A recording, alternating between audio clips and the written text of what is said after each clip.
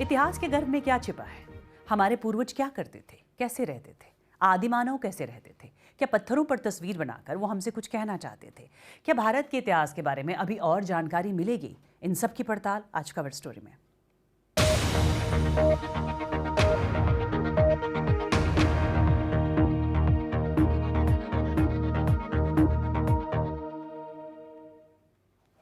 कुछ वक्त पहले महाराष्ट्र के किनारों पर कोंकण इलाके में हजारों साल पहले बने पेट्रोग्लिफ्स यानी पत्थरों पर बने शैल चित्र सामने आए थे। अब पिछले कुछ सालों में आर्कियोलॉजिस्ट के रिसर्च में नए तथ्य सामने आए हैं।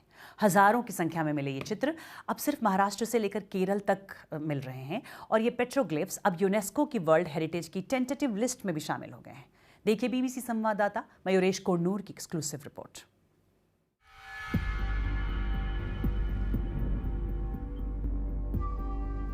इन शैल चित्रों को बनाने वालों की खोज पुरातत्व के जानकारों को यहाँ इस गुफा तक खींच लाई है। एक सवाल जो इस सब के केंद्र में है कि ये जो मनुष्य उस वक्त इन पत्थरों पे चित्र बना रहा था वो कौन सी स्थिति में रहता था, उसके पास कौन से हथियार थे। अगर इन सवालों के जवाब मिले तो बहुत सी चीज़ें सामने आ सकती हैं। शायद ये कौन से काल में हुई वो हम स्पेसिफिकली बता सकते हैं।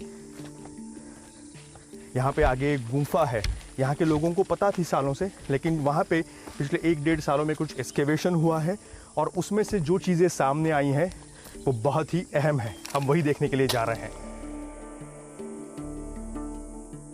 महाराष्ट्र के तटीय जिले सिंधुदुर्ग का ये कोलोशी गांव है। इस गांव के पहाड़ पर बनी ये गुफा शायद कोंकण के शैल चित्रों का रहस्य सुलझा सकती है। इसी का पता लगाने के लिए यहाँ खुदाई की गई। इस गुफा में हमें छोटे हथियार यानी माइक्रोलिथ्स मिले हैं। बाहर के हिस्से में बड़े हथियार भी मिले हैं। इतिहास के 2 अलग अलग समय के साक्ष्य हमें एक ही जगह पर मिल गए। बाहर मिले हुए हथियार ज्यादा पुराने थे। माइक्रोलिथ्स करीब 10,000 साल पुराने थे, मगर बाहर जो मिले हैं वो करीब 20,000 साल पुराने हो सकते हैं।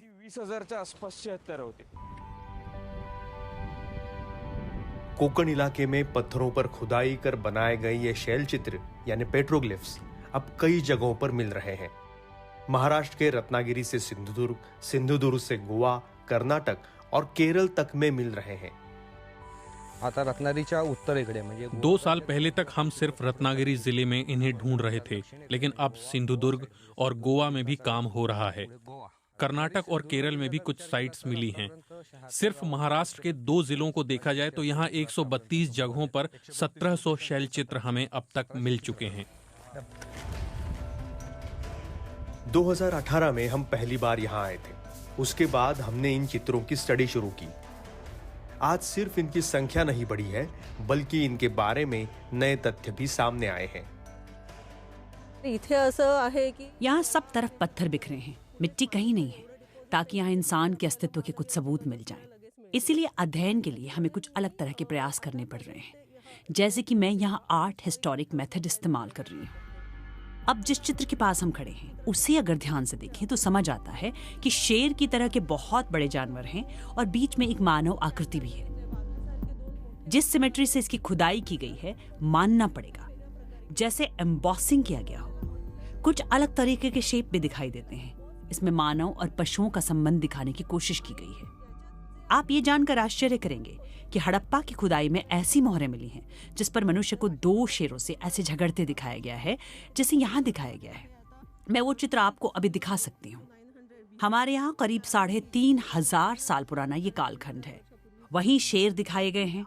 अगर आप और देखें तो मेसोपोटामिया, ईरान में भी उत्खनन के बाद ऐसे चित्र मिले हैं, गिलगमेश के काव्य की तरह। कोंकण के इन शैल चित्रों से जुड़ा अहम सवाल ये भी है कि इन चित्रों को बनाने वाला आदि मानव आखिर क्या कर रहा था। क्या वो शिकारी था, खेती कर रहा था, किस संस्कृति का वो हिस्सा था? इन चित्रों की खुदाई की वजह क्या थी? वो क्या कहना चाह रहा था?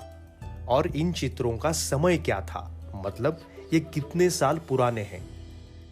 अपन जो कालखंड इमेजिन केला, हमने जिस कालखंड की शुरुआत में कल्पना की थी ये उससे भी कहीं पुराना है। प्री हिस्टोरिक पीरियड से हिस्टोरिक पीरियड में भी ऐसे चित्र बनाने का काम जारी था। जब उत्तर कोंकण में कन्हेरी जैसे गुफा चित्र बनाए जा रहे थे, दक्षिण कोंकण में उस वक्त भी पेट्रोग्लिफ्स बन रहे थे। अब ऐसा कहा जा सकता है कि ये कालखंड बहुत ही पुराना है। 2nd सेंचुरी बेसिक इतना मोटा है। कोंकण के पेट्रोग्लिफ्स से जुड़े कई सवालों के जवाब हमें पंजाब के मोहाली में मिल सकते हैं। आर्कियोलॉजिस्ट डॉक्टर पार्थ चौहान पिछले कुछ महीनों से पेट्रोग्लिफ्स की स्टडी में जुटे हैं। सिंधुदुर्ग की गुफा की खुदाई में भी वो शामिल थे। आईसर मोहाली की इस प्रयोगशाला में खुदाई के बाद पाए गए हथियारों पर शोध चल रहा है। वो यही ढूंढने में लगे हैं कि ये चित्र कितने साल पुराने हैं। करंट इंफॉर्मेशन जो है इंडिया में और श्रीलंका में, माइक्रोलिथिक टेक्नोलॉजी 48,000 ईयर्स ओल्ड है, तो मैक्सिमम एज रफली उतना कह सकते हैं। मैक्सिमम मिनिमम एज 10,000 ईयर्स भी हो सकता है, 5,000 ईयर्स भी हो सकता है। बट अभी तक हमको केव में पॉटरी नहीं मिली है, तो लग रहा है कि चालकोलिथिक पीरियड से पुराना है।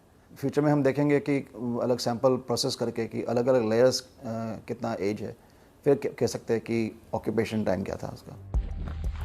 पुरातत्वविदों के साथ साथ पत्थरों पर बने इन चित्रों का अध्ययन भूगर्भ शास्त्री भी कर रहे हैं। साथ ही जियोलॉजिस्ट ये स्टडी भी कर रहे हैं कि लैटराइट पत्थर पर बने ये चित्र हजारों साल तक कैसे टिक पाए। ही चित्र ज्या प्रकारे काढलीत, इन चित्रों की जिस तरह खुदाई हुई है और जैसे वह सालों से धूप और बारिश में खुले आसमान के नीचे हैं, वह लैटराइट पत्थर पर हैं, इसलिए इतने सालों तक टिक पाए हैं। अगर वह काले पत्थर पर होते तो शायद वह अब तक मिट गए होते। इसके पीछे जियोलॉजिकल कारण है। ये जो पत्थर है वह केमिकली इनर्ट है, उसका क्षय नहीं हो सकता, इसलिए ये चित्र टिक पाए। लेकिन कोंकण के पेट्रोग्लिफ्स के रिसर्च में अब एक और अहम पड़ाव आया है।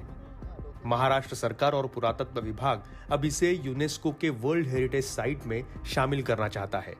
फिलहाल इसमें शुरुआती कामयाबी मिल गई है और टेंटेटिव लिस्ट में भी जगह मिल गई है। इतने पुराने समय के शैल चित्र दुनिया में शायद इससे पहले इतनी बड़ी संख्या में कहीं नहीं मिले। हम चाहते हैं कि हमारी इस धरोहर को हम बाकी दुनिया से भी रूबरू कराएं।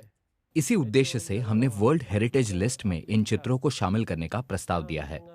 एक अच्छी बात यह है कि यूनेस्को के जो नॉर्म्स है उसे हम पूरा कर पा रहे हैं। त्या सगळ्या ह्याच्यात आपण बसतो, मग का नाही? कोंकण के शैल चित्र अगर वर्ल्ड हेरिटेज में शुमार हो जाते हैं तो भारत के पश्चिमी किनारे पर हजारों सालों पहले बसी संस्कृति दुनिया की नजरों में आ जाएगी। मयूरेश कोडनूर, BBC, रत्नागिरी।